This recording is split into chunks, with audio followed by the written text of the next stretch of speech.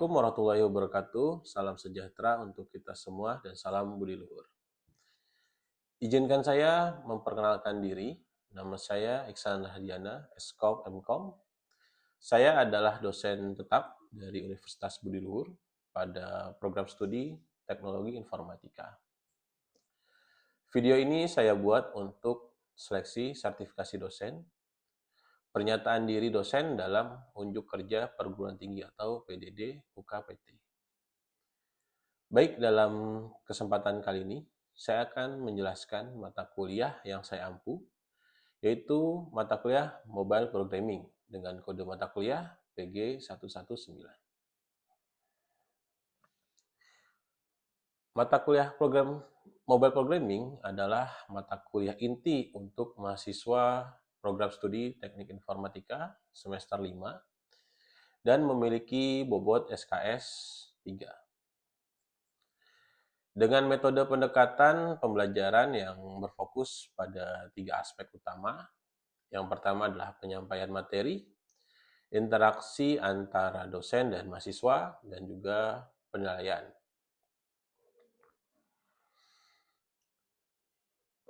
Mata kuliah Mobile Programming membekali mahasiswa dengan pengetahuan dan keterampilan dalam merancang, membangun, dan mengimplementasikan aplikasi perangkat mobile berbasis sistem Android. Materi perkuliahan mencakup dasar-dasar pemrograman mobile, yaitu struktur proyek Android, komponen antar muka, UI, manajemen aktivitas dan intent, penyimpanan data lokal, dan juga terintegrasi dengan penyimpanan eksternal seperti MySQL atau Firebase. Capaian pembelajaran yang pertama, memahami alur pembuatan program berbasis mobile. Yang kedua, menerapkan konsep layout dan widget pada pemrograman mobile. Ketiga, menerapkan konsep data persistent. Yang keempat, menerapkan konsep aplikasi mobile berbasis client server, yaitu aplikasi mobile dan bahasa pemrograman PHP untuk servernya, serta MySQL dan juga Firebase untuk database-nya atau penyimpanan data. Serta mengupload hasil program ke dalam Play Store. Untuk capaian pembelajaran mata kuliah, yang pertama, mahasiswa mampu menjelaskan konsep dasar pemrograman mobile dan juga arsitektur sistem Android. Yang kedua, mahasiswa mampu merancang antarmuka aplikasi yang interaktif dan user-friendly. Mahasiswa mampu mengimplementasikan fitur-fitur aplikasi mobile menggunakan Android Studio dan juga bahasa pemrograman Java. Yang keempat, mahasiswa mampu mengintegrasikan penyimpanan data lokal dan juga layanan eksternal seperti Firebase dalam aplikasinya. Yang kelima, mahasiswa mampu menguji, mengevaluasi, dan mendistribusikan aplikasi mobile pada perangkat nyata atau emulator. Yang terakhir, mahasiswa mampu bekerja sama dalam tim untuk menyelesaikan proyek pengembangan aplikasi mobile. Untuk referensi, yang pertama ada pemrograman Android menggunakan Android Studio dan juga Java, yaitu dari Hardoyo. Yang kedua, Professional Android Edition, yaitu Meyer. Yang ketiga, Beginning Android Programming with Android Studio, dari GF Di Marzio.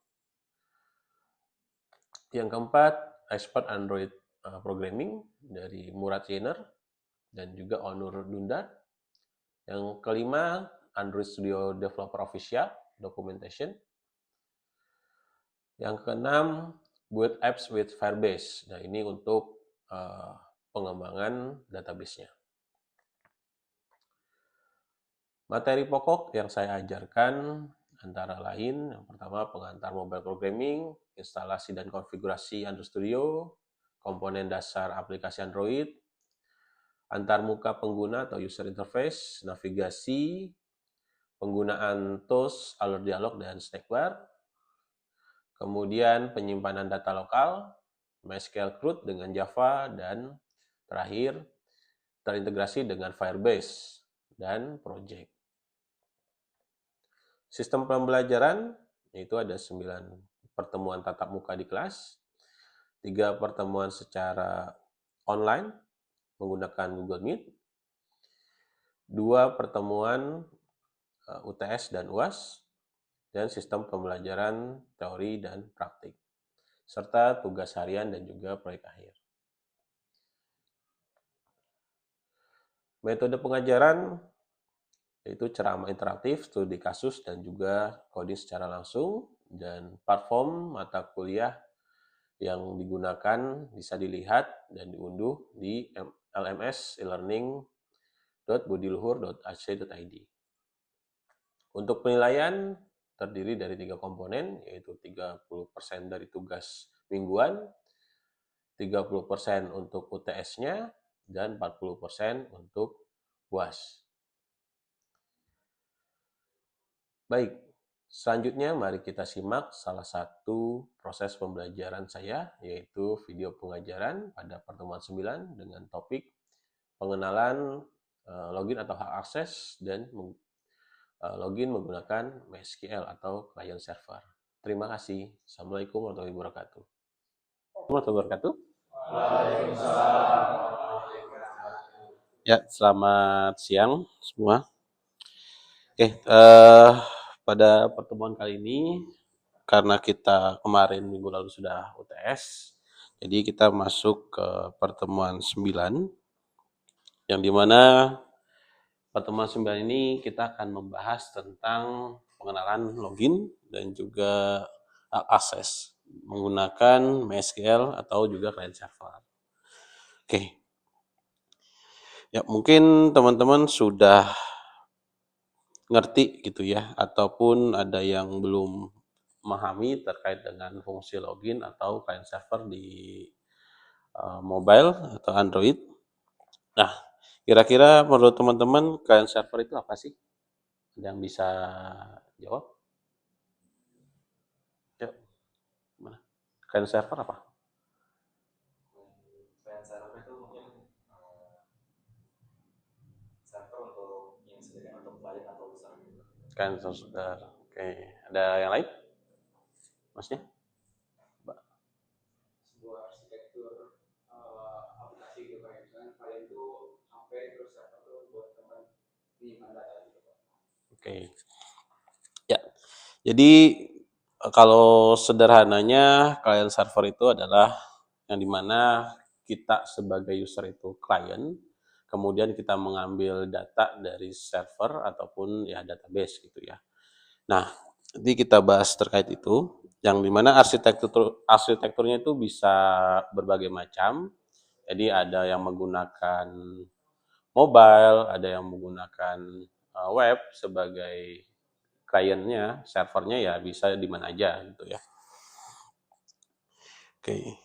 Nah, terkait login, jadi sebelum masuk ke client server, kita mau bahas dulu sedikit itu tentang login.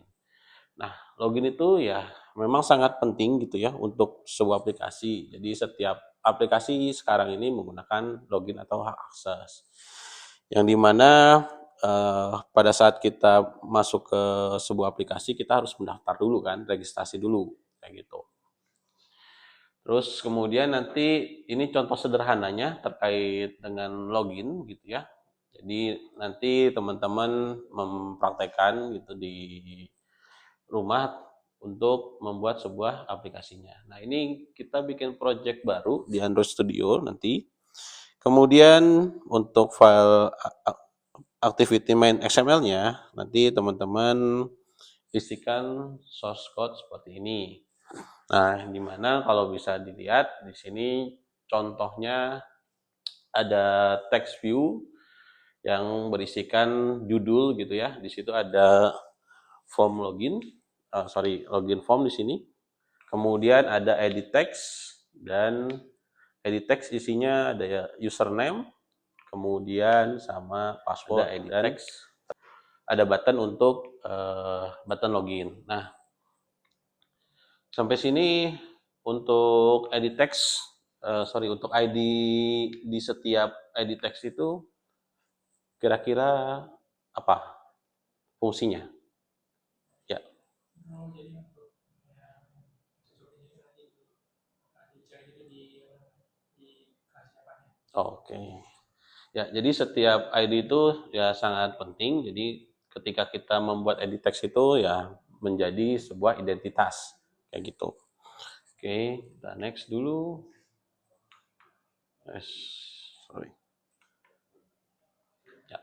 Nah, setelah XML-nya dibuat, nanti kita masuk ke logic Java-nya. Nah, di sini di main activity-nya, yang dimana kita menginisiasikan ID text, yaitu ada username, ada password, dan juga button-nya.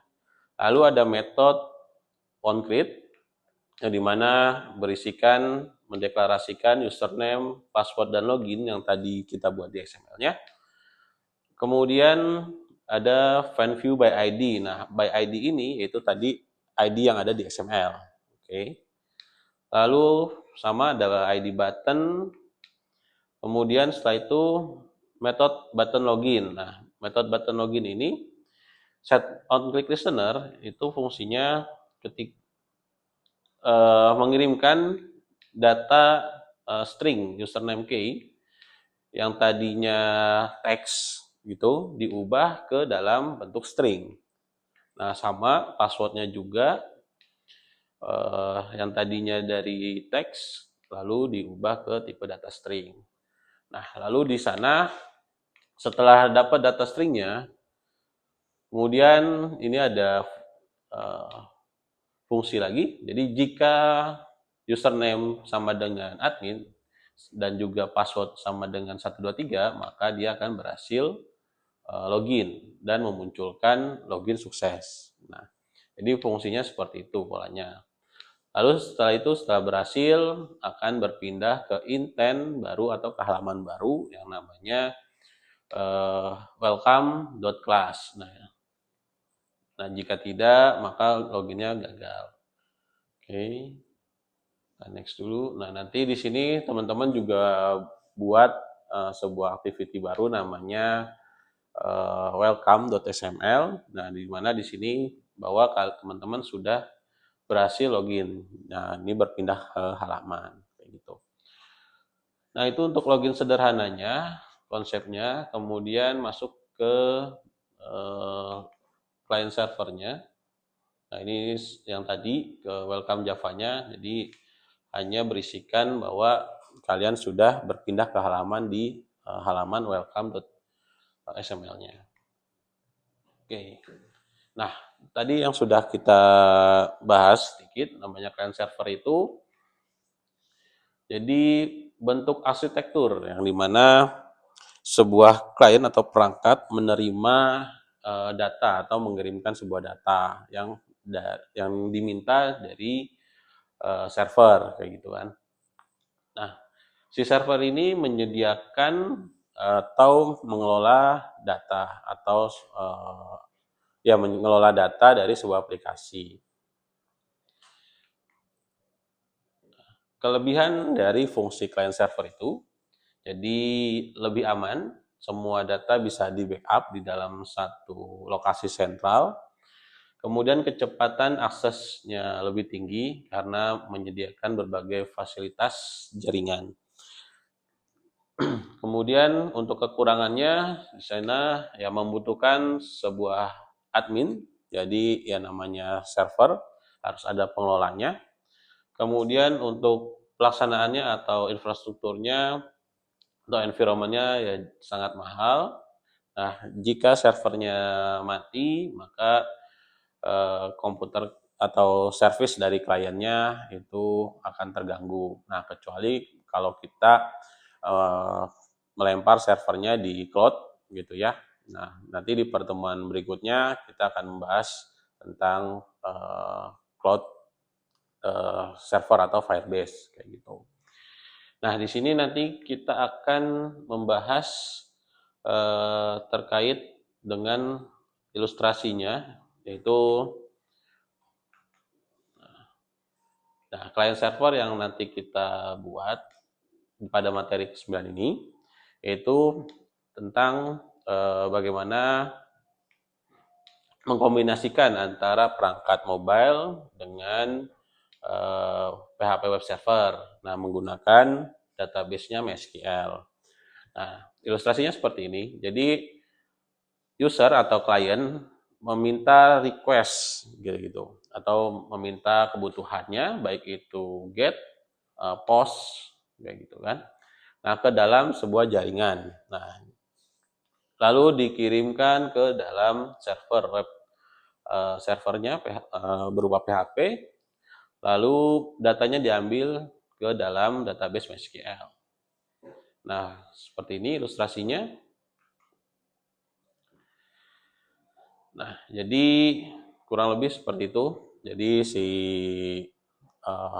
klien atau aplikasi mobilenya meminta request ke dalam sebuah server PHP. Oke, sampai sini yang mau ditanyakan sebelum kita lanjut ke materi pembahasannya. Ya. Apakah penerapan arsitektur client server ini sekarang itu baik digunakan untuk aplikasi? Oke, untuk saat ini client server ya sangat banyak digunakan gitu, karena balik lagi ini kan ilustrasinya seperti ini. Karena kebutuhan client server itu ya pastinya dua arah ya. Jadi ada aplikasi yang digunakan oleh user, kemudian ada sebuah sistem backend yang menyimpan sebuah data kayak gitu. Jadi memang saat ini kebutuhannya seperti itu. Jadi banyak menggunakan client server. Jadi bermacam-macam, ada yang ada berupa aplikasi mobile sebagai kliennya, ada juga sebagai kliennya ada web base kayak gitu. Cukup jelas, Mas? Oke, terima kasih. Kita lanjut.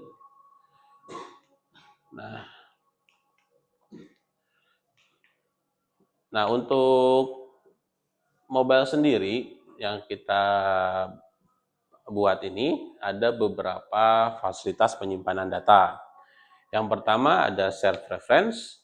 Nah, dia terdiri dari kunci dan value data, modelnya digunakan untuk pengaturan sebuah aplikasi. Nah, lebih kurang ya seperti kayak option pada aplikasi, kemudian kalau penggunaan kalkulator, nah itu dia menggunakan self reference. Jadi penyimpanannya di dalam aplikasinya. Lalu ada juga penyimpanan data berupa file yang dimana prosesnya itu disimpan ke dalam bentuk TXT, XML ataupun JSON kayak gitu. Kemudian ada SQLite database. Nah, SQLite database ini ya fungsinya untuk menyimpan data yang lumayan banyak. Nah, jadi hampir sama seperti MySQL. Nah, dia berupa data table gitu ya, dan juga query kayak gitu. Nanti untuk prakteknya kita menggunakan database MySQL menggunakan bahasa pemrograman PHP. Oke.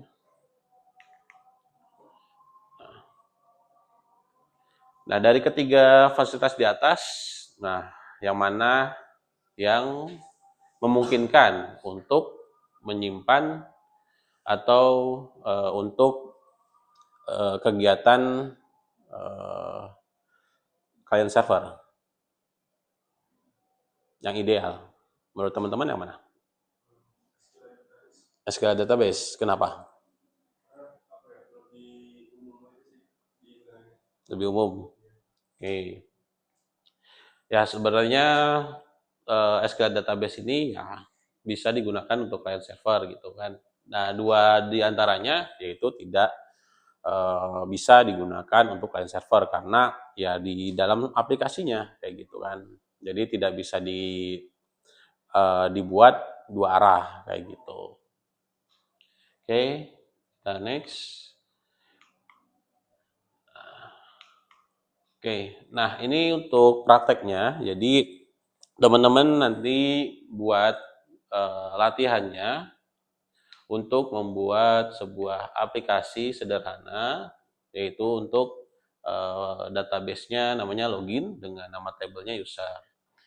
Nah, di sini ada 3 field ya, ada ID, username, dan password. Dengan tipe datanya ada integer, varchar untuk username dan passwordnya. Nah, untuk primary key-nya dia di username, gitu ya. Kemudian setelah itu teman-teman buat sebuah web service namanya koneksi.php. Nah, ini untuk memparsing data pada aplikasi Android-nya. Jadi untuk fungsi PHP-nya, jadi di sini ada server ya, namanya localhost. Ini disesuaikan nama servernya. Kemudian ada username, password, dan database-nya namanya login. Lalu setelah itu ada fungsi connect, yang dimana ini untuk mengkonekkan antara server, username, dan passwordnya ke dalam database MySQL. Seperti itu. Oke. Nah, selanjutnya teman-teman buat file namanya login.php, yang dimana fungsinya ini untuk mengakses user yang terdaftar, kayak gitu kan. Nah, di sini ada include koneksi. Nah, ini mengincludekan yang file koneksi yang tadi agar file ini bisa terbaca. Lalu di situ ada namanya username, variabel username dengan fungsi post. Nah, ini mengirimkan yaitu field username-nya dan juga password-nya. Lalu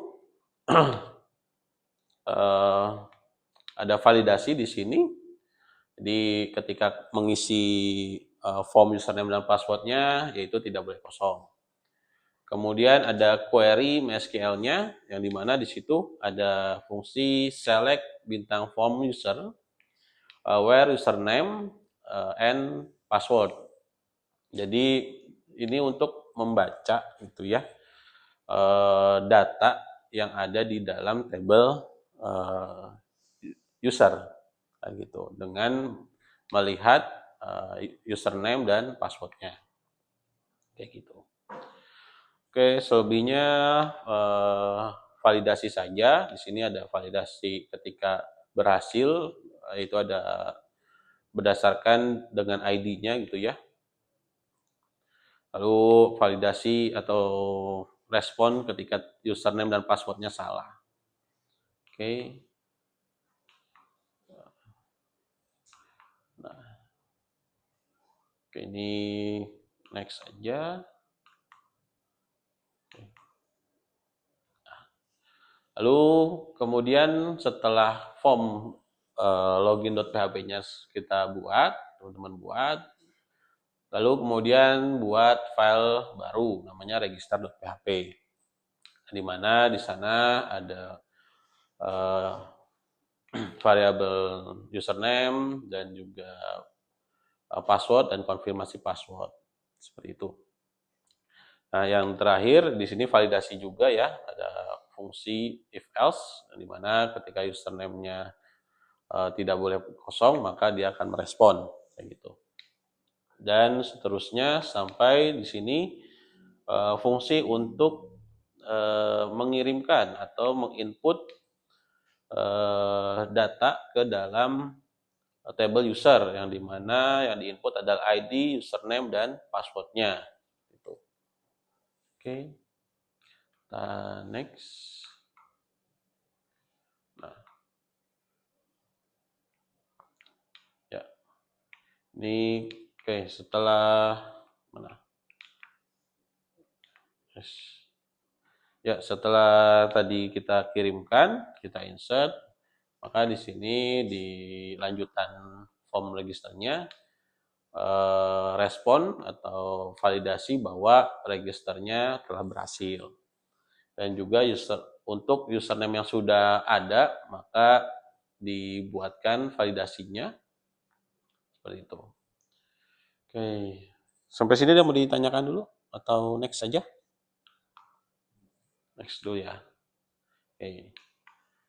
Nah, setelah fungsi dari PHP-nya dibuat, kemudian nanti kita masuk ke tools Android Studio-nya, yang dimana kita bikin project baru dengan namanya MyLogin. Nah, di sana nama, kemudian package-nya, lalu penyimpanan lokasinya, serta bahasanya Java. Nah, kemudian minimum API levelnya, nah ini minimum OS dari Android kalian gitu ya, dijalankan di versi berapa. Setelah itu masuk ke dalam activity main XML-nya. Nah, script-nya kalian bikin dengan image, ya ada logo di situ, kemudian ada judulnya, lalu ada judulnya, lalu kemudian ada edit text-nya, di mana ada username dan juga password di situ, dan terakhir button login, dan ada juga button register untuk proses registrasi kayak gitu. Oke. Kemudian, nah ini untuk button registernya seperti ini. Nanti teman-teman tinggal ikuti saja. Oke.